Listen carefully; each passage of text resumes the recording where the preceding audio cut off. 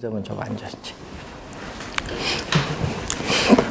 자, 양도소득세 한번 봅니다. 자, 그 1번 지문 상당히 시험에 또 많이 나오는데, 자, 2년 전에도 또 출제했었죠. 자, 지금 이 주택 가격이 상당히 급등하고 있어요. 그래서 주택 가격이 급등하고 있기 때문에 정부는 주택 가격을 안정시킬 목적이야. 또 안정시킬 목적으로서 양도소득세를 뭐죠?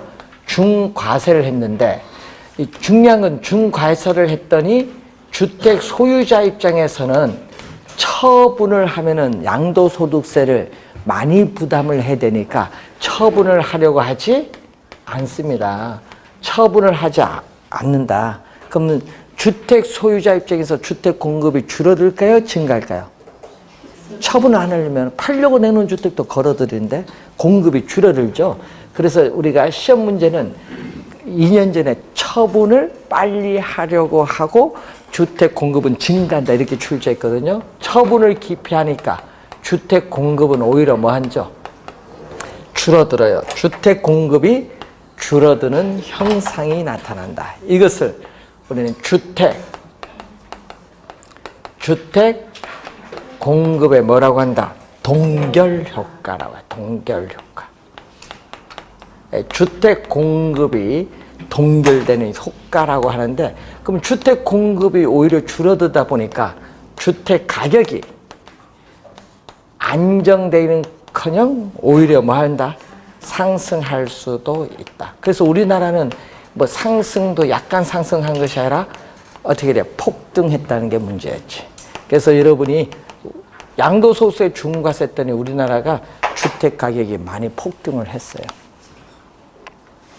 자, 우선 1번이고 2번도 시험에 많이 나오는데, 자, 정부가 주택에 대한 보유세를 또 뭐죠?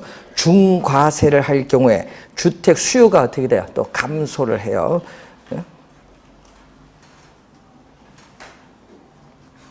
요즘 보는 형상이죠.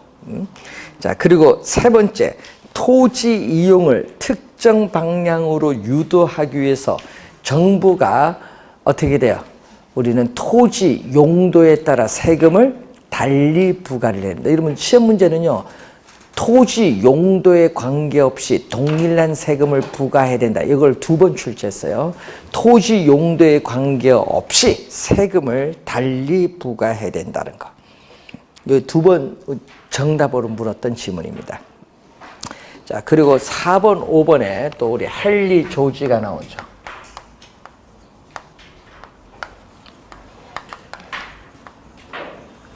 헨리 조지는 이 진보와 빈곤이라는 저서가 있어요.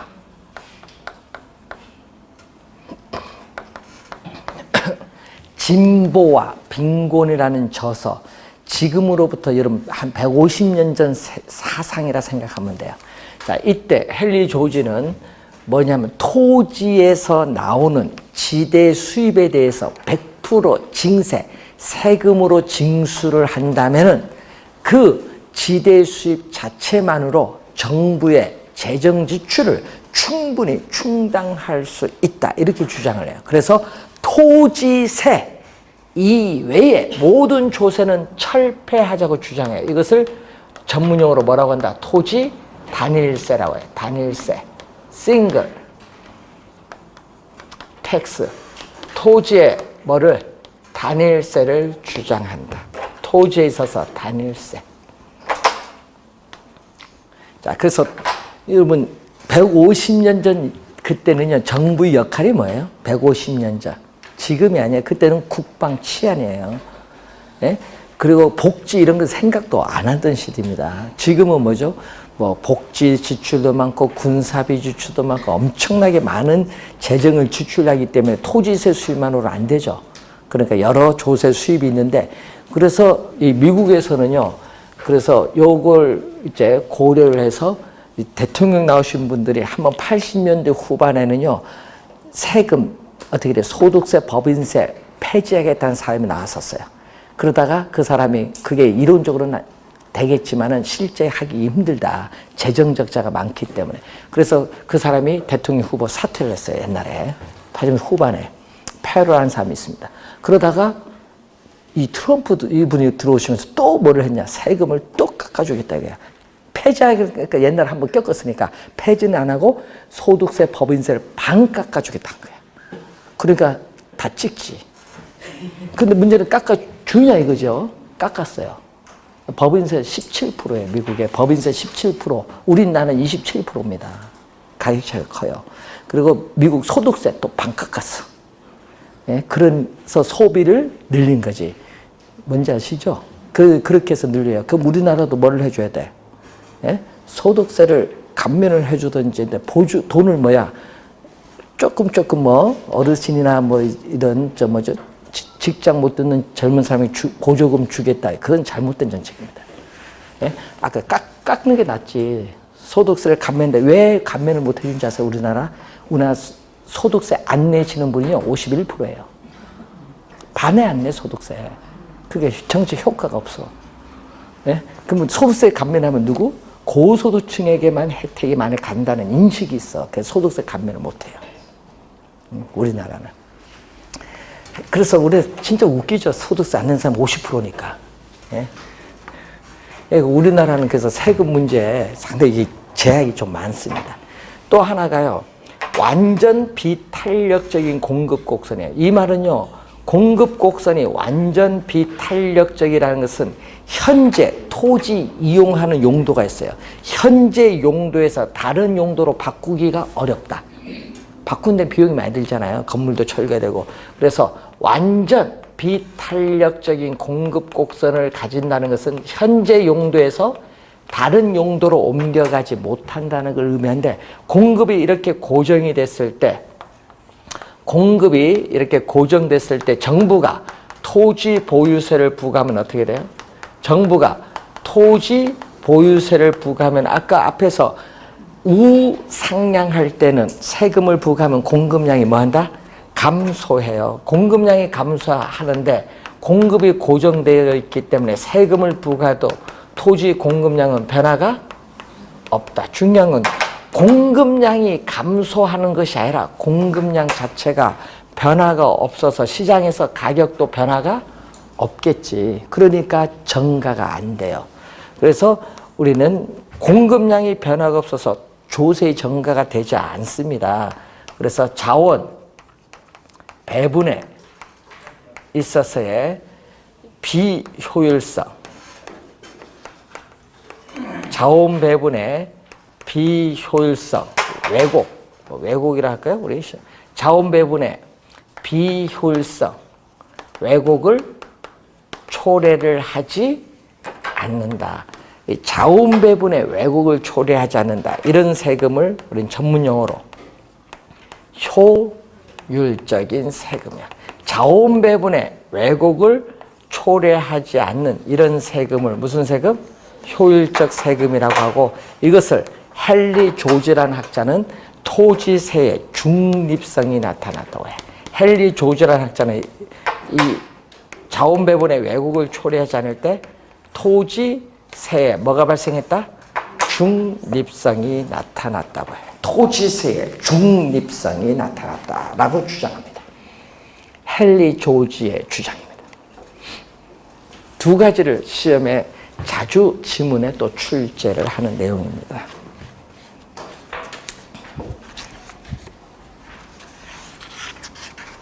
여러분, 양도소득세 전가할 수 있습니까? 없습니까?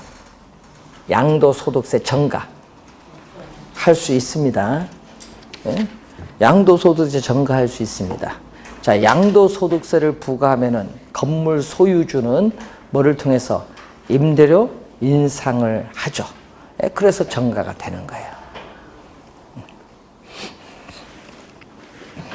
자, 160 우리가 관련해서 문제 하나 풀어볼까요? 그 9번 문제.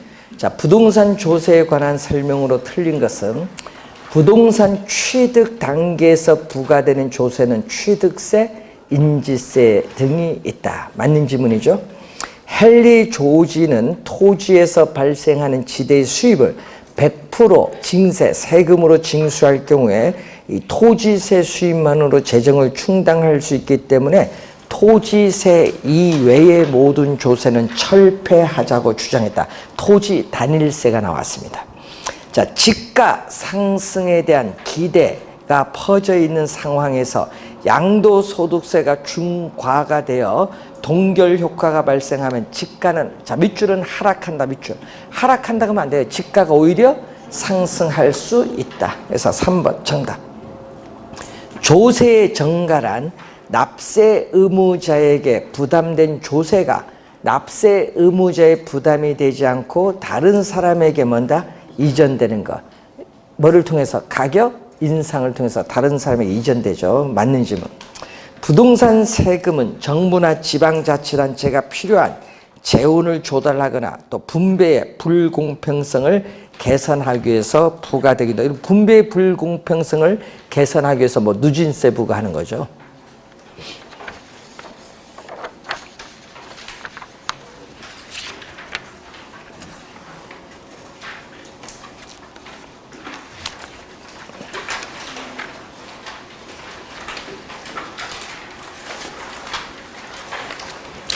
자, 여러분 교재 174페이지로.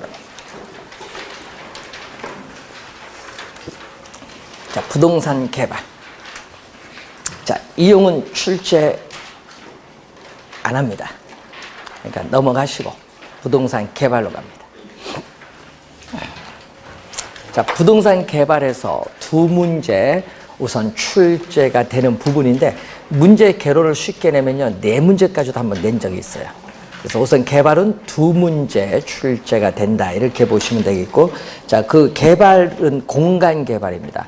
부동산 개발은 간단히 말하면은 3차원의 공간을 개발하는 것, 즉 공간을 창조하는 행위입니다. 그래서 인간에게 생활 공간, 쇼핑 공간, 레저 공간, 뭐 작업 공간 등을 제공해 주는 것을 목적으로 토지를 개량하는 활동이 바로 부동산 개발이라고 하는데, 거기에 학자 견해가 나와 있죠. 자, 월포드라는 학자가 나오죠. 토지에 건물과 같은 이런 개량물을 생산하기 위한 토지, 노동, 자본, 기업가적인 능력의 결합의 과정을 부동산 개발이라고 월포드라는 학자는 정의를 내리고 있고, 또 부동산 개발은 사회적인 수요와 또 환경 변화에 따른 토지의 최유효 이용을 위한 시장에 적응하는 과정을 부동산 개발이라고 합니다. 자, 그래서 여러분 부동산 개발의 이제 개념이 이렇게 여러 가지가 있고, 개발 주체를 보면요, 공공개발 주체가 있거든요. 여러분 공공개발 주체를 1섹터라고 해요. 1섹터.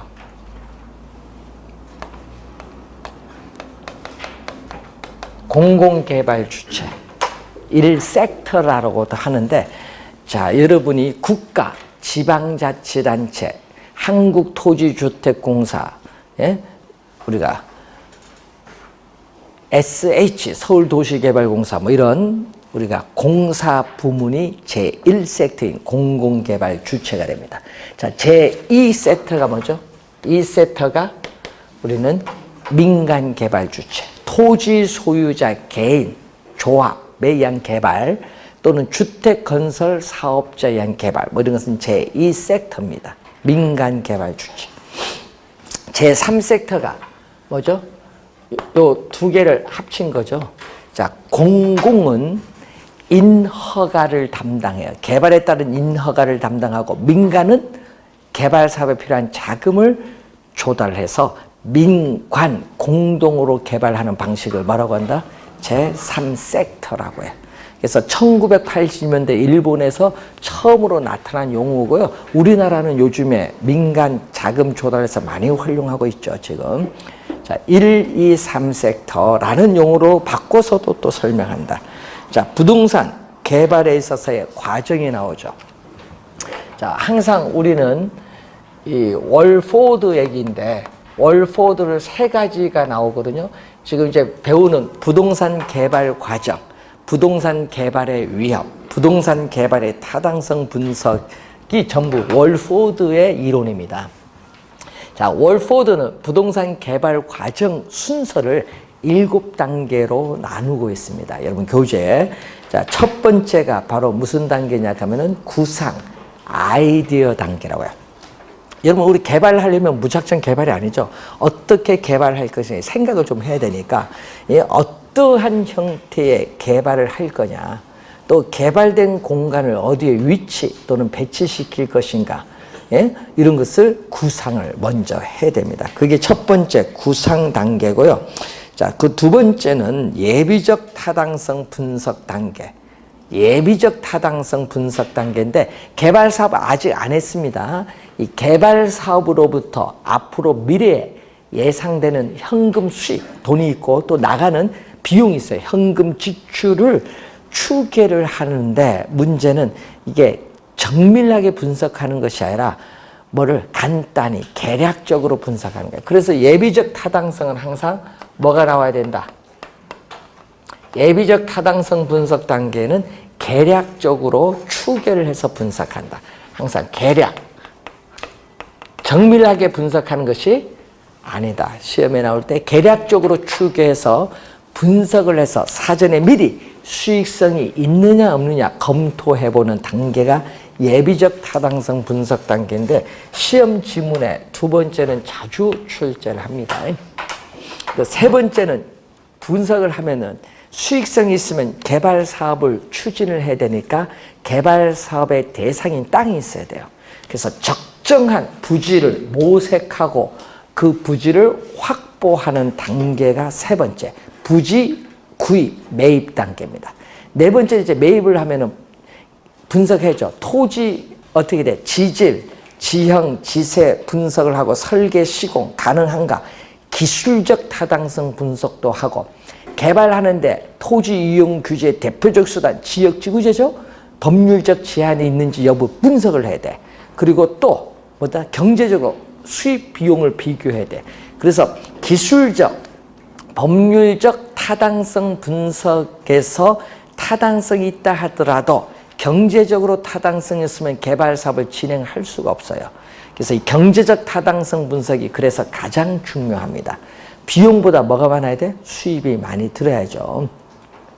자, 그러면 이러한 타당성 분석 단계에서 자, 여러분 타당성 분석의 결과 타당성 분석의 결과가 비록 동일하다고 할지라도 이 개발업자는 어떻게 돼? 그 개발 사업에 대해서 어떻게 돼? 채택할 수도 있고 채택하지 않을 수도 있어요. 왜냐하면은 개발업자마다 개발 사업에 대해서 요구하는 수익률이 다를 수 있기 때문에 이 개발 사업을 채택할 수도 있고 채택하지 않을 수도 있기 때문에 개발 사업의 타당성이 있다 없다 말하기가 곤란합니다.